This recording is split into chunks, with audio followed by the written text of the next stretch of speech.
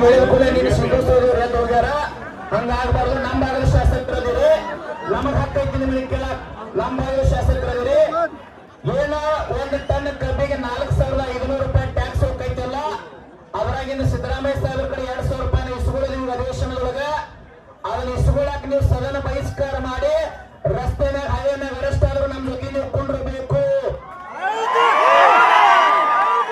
ಈ ಸಾರಿ ಕೊಂಡಿರ್ಬೇಕು. ನಿಮ್ ಪಕ್ಷದ ಎಲ್ಲಾ ಶಾಸಕರು ಕರ್ಕೊಂಡು ಬರಬೇಕು. ನಮ್ಮದು ಗಟ್ಟ ಹೋರಾಟ ಐತಿ.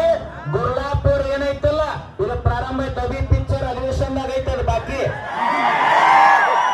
ತಾವು ಡಿಸಿ ಅವ್ರು ಬರ್ತಕ್ಕ ಇಲ್ಲೇ ಕೊಂಡಿರ್ಬೇಕು. ನಮ್ಮವ್ರದಿರಿ, ಡಿಸಿ ಅವ್ರು ಬಂದ ತಕ್ಷಣ ನಿರ್ಧಾರ ಆಕೈತಿ. ಆ ರೇಟ್ ನಮ್ಗೆ ಒಪ್ಪಿಗೆ ಆಗ್ತದೆ, ಹೋರಾಟ ಮುಂದುವರಿತೈತಿ. ಇಲ್ಲಾಂದ್ರೆ ಅಧ್ಯಕ್ಷ ಒಂದು ಗಟ್ಟಿ ನಿರ್ಧಾರ ತಗೊಂತಾರ. ಇವತ್ತು 1 ಲಕ್ಷ 1.5 ಲಕ್ಷ ಮಂದಿ ಸೇರೈತಿ, ನಾಳೆ ಹೋದ್ರೆ 2 ಲಕ್ಷ ಆಗ್ತದ.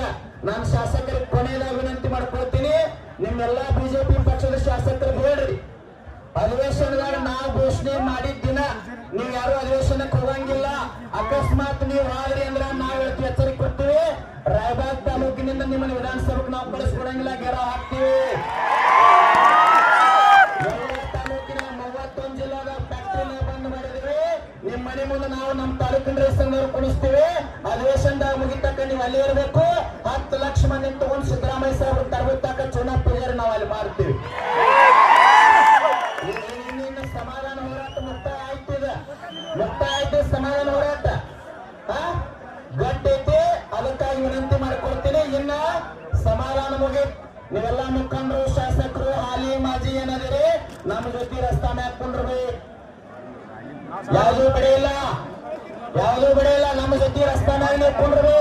4 ದಿನ ಆಯ್ತು ಮಳಿ ಚಳಿ ಎಲ್ಲಾರು ನಾವ್ ಇಲ್ಲಿ ಕೂತೋದಿವ. ಯಾರು ಬಂದಿಲ್ಲ, ನೀವು ಬಂದಿರಿ. ನಿಮ್ಗೊಂದು ಗೌರವ ಐತಿ. ಜೋರ ಚಪ್ಪಾಳೆ ಧನ್ಯವಾದ ಸಲ್ಲಿಸ್ರಿ.